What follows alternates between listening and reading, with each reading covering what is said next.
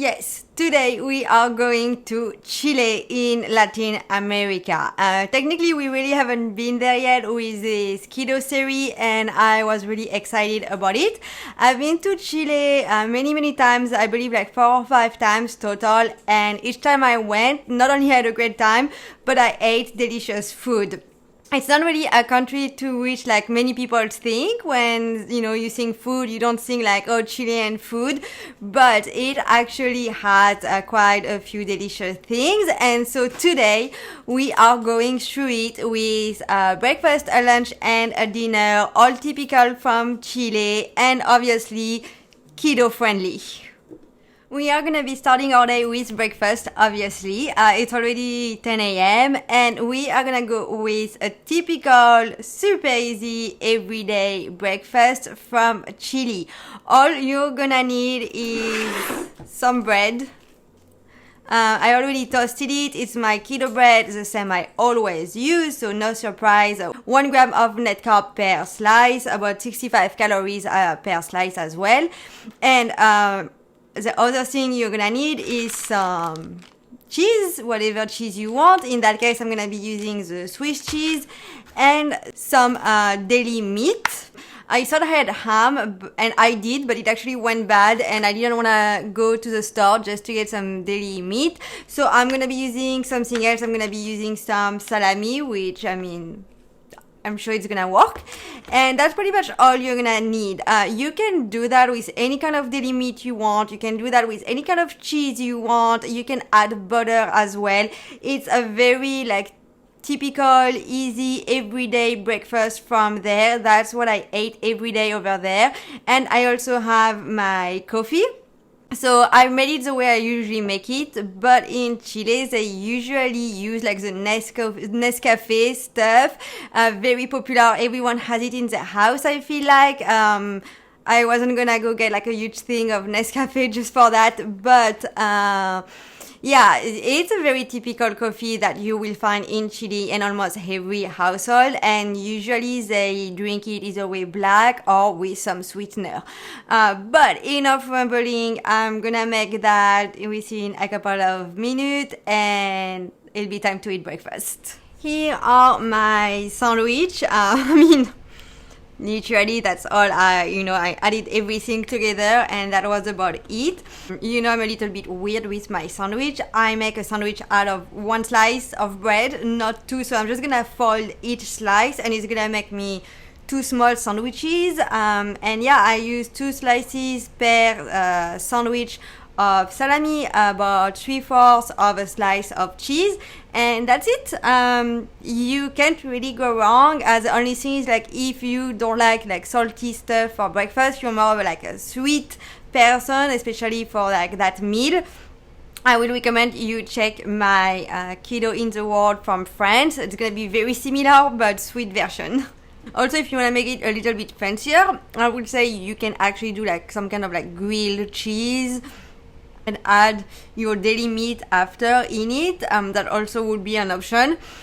Again, I don't mind it like that, and I'm always for quick and easy first, so that's why it looks like that, but it could have been a lot fancier.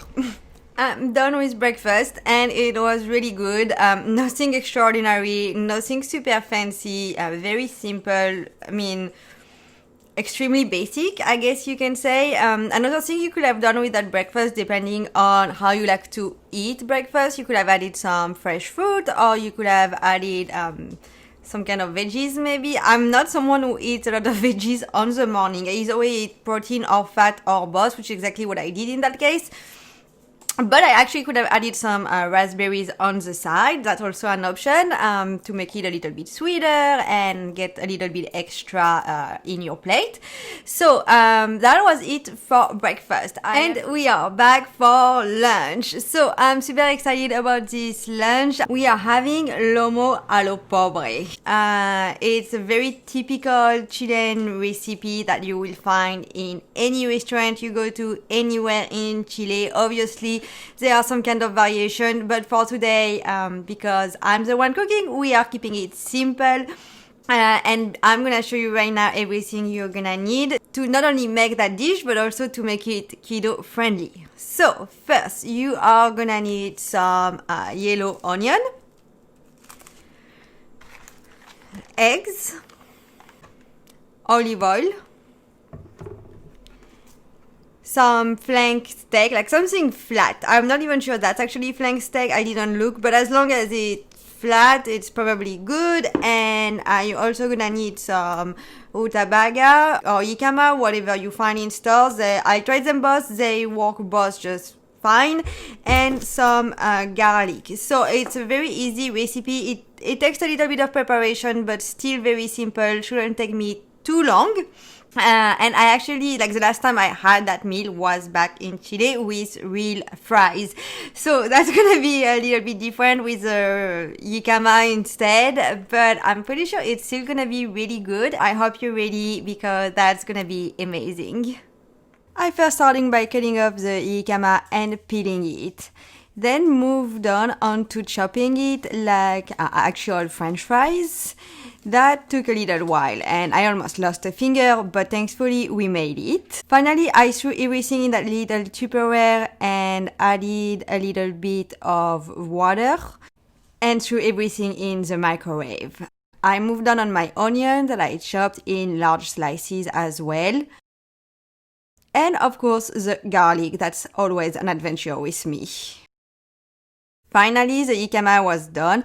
Be careful when you leave something 7 minutes in the microwave. It gets really, really hot. Even if I know I always burn myself, you can see the smoke going out of this. Yeah, be very careful. I dried the fries really quickly and then added everything that I needed, which means I added the olive oil and salt, pepper, paprika, and mixed it all together. I put everything in my pan and threw it in the oven for about 30 minutes. Then I heated some olive oil, added my onion. I like my onion really well done, so I let it cook for a little while and this is how it looked after. I threw that in my pan, but actually made sure I was saving most of the oil. I threw my garlic, which same as the onion, I let it cook for a little bit, and as soon as it was a little bit of a gold color, I threw my meat in it. It cooked really fast because it's a flank steak, and also it was a small piece. I divided the big one into two, so it only took a couple of minutes to cook considering how thin it is. The last step was to fry my egg, which, I mean, you all know how to fry an egg. That didn't take long. As soon as my fries were ready, I was able to put my plate together. Finally ready, this is how it looks. So there is one egg, some jicama, onions, and obviously the steak. It smells delicious and it's probably gonna taste delicious. I can't wait to eat it because I'm hungry. And it took a little bit of time.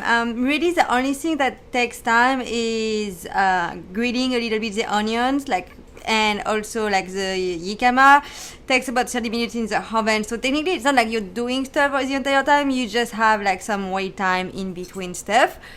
But I already know the wait was totally worth it. I'm done with lunch and obviously I finished my plate. The portion was perfect for me. I had exactly what I needed. I'm glad I divided the steak. I definitely didn't need 2 eggs. And for the onion and jicama, I did 50-50. But obviously, if you prefer onion, use more onions. If you prefer the fries, use the fries. But for me, it was perfect. I'm gonna post everything I used right here on the screen as always. So you can see the macro I ended with and the portion I used. So yeah, that was it for lunch. I'm glad I did that lunch. I have to say though, in Chile, 2 of the most famous things you can eat that I will not be featuring in this video are empanadas and hot dogs. If you don't know about Chilean hot dogs, I highly advise that you Google them because they have crazy hot dogs. They are not like anywhere else in the world, very unique. They have restaurants that only do an actual like restaurant. I'm not talking fast food, no, I'm talking real restaurant that only like do hot dogs. It's crazy. So hot dogs were not convenient on keto. I don't have any keto bun or anything like that. That's definitely something to keep in mind if you want typical Chilean food. Or again, empanadas. I didn't feel like making some kind of keto dough for empanadas. Plus, I've never made empanadas, so that probably would have been a total disaster considering my cooking skills. But they eat all kind of empanadas. It's like pizza empanadas, beef empanadas, all kind of empanadas, and they are all delicious. They make like most household have them homemade, but you can also buy them anywhere in any streets of Chile. It doesn't matter if you're in Santiago or if you're in the middle of nowhere, you are gonna find empanadas. So yeah, that was a little heads up in case you decide to ever go visit, or if you now look into more recipes. That's it for now. It's time for a little break for me from the kitchen, but I will be back obviously with dinner. It's dinner time. So I'm actually pretty hungry right now. It's kind of late. I waited a while. But for dinner, I have everything that I need. What we are gonna make is called Pollo Arvejado. I'm terrible with my R's and J's in Spanish, but yeah, Arvejado, I believe, is Pollo Arvejado, if I can even say it right, is the way the dish is called. So let me really quickly show you everything you're gonna need. You actually don't need too much, but just so you have an idea of how that recipe is gonna go. So first, you obviously need some chicken. I'm using this little chicken breast. It's gonna be plenty enough. I'm just cooking for myself. You're also gonna need some chicken broth. That's not mine, and that's low sodium chicken broth, which is probably not the best on keto, but I didn't have anything else. That's my roommate, I stole it. You're gonna need some yellow onion. You're also gonna need some garlic. Probably you can use like a pre-made one, but because for some recipes I had some fresh one, I'm using that. Now, the recipe normally calls for peas and carrots. So it's a no-no, not on keto at least. So to try to get the little like sweetness from peas and carrots, but also to respect the aesthetics, I decided to go with green and orange pepper. So we are gonna be able to have some sweet, especially like from the orange bell pepper, the green not as much. And as the aesthetic of the plate is gonna be respected with green like peas and orange like carrots. So that's a plus. You're obviously also gonna need some olive oil. And for spices, you're only gonna need cumin, paprika, salt, and pepper. So pretty basic on the spices, nothing too fancy. This dish is typically eaten either way with potatoes or rice. Because I had the jicama earlier with my lunch, I didn't want to make more jicama, so I decided to do it with rice, which means I'm gonna be having some cauliflower rice. And yeah, that's about it. I'm gonna be using some butter, as I always do, to cook the cauliflower rice, and nothing more. You can also use some white wine for the sauce with the chicken broth and like the bell pepper and the onion, but I don't have white wine and no one drinks really in my house. When we buy a bottle, it stays in the fridge for 2 years. But enough rambling, I'm hungry. It's time to get cooking! I started by chopping everything in little pieces, so first with the bell peppers, then moved on pretty quickly onto the onion to finally get done with the garlic. I really hate chopping garlic, it's sticky and it makes your hands stink really bad. But I ended up with the chicken that I sliced into strips. As soon as I was done with all the chopping, I put the chicken in some heating olive oil, added the onions, the garlic, and the chicken broth in it, about 1/3 of a cup of chicken broth, and also added the rest of my veggies. I seasoned everything with salt, pepper, cumin, and paprika, as it said in the recipe, and let it cook for a little while, medium-low heat for about, I believe, something like 15-20 minutes. You want to keep an eye on to make sure it doesn't burn. And while I was doing that, I did my cauliflower as well, put it in about half a tablespoon of butter. Eventually, everything was ready, and I just had to put my plate together. Dinner is ready, and here is how it looks. It smells delicious. I'm really excited. I'm starving. And it's not really the original dish. I mean, pretty much like no carrots and no peas, but we have bell pepper, and I do love bell pepper. So I am gonna dive in and let you know how it tastes right now. It's really delicious. So I'm gonna devour probably that, and I'll be back for a quick checkup before the end of our day.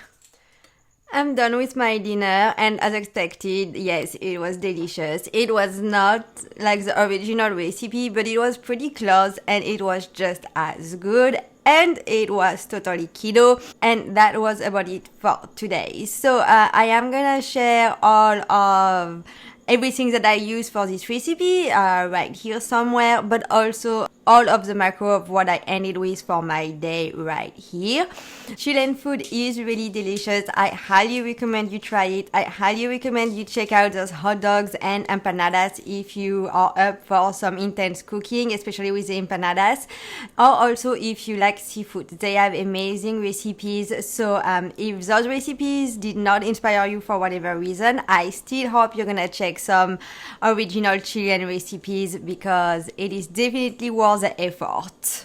Of course, if there are any countries that you would like to see features in that series, please drop it in the comment. I always like to discover new recipes, and as I always say, I'm always up for a good challenge. If you like this video, please give it a thumb up, subscribe, and ring that little bell. It really helps me a lot, and I will see you back very soon. Bye!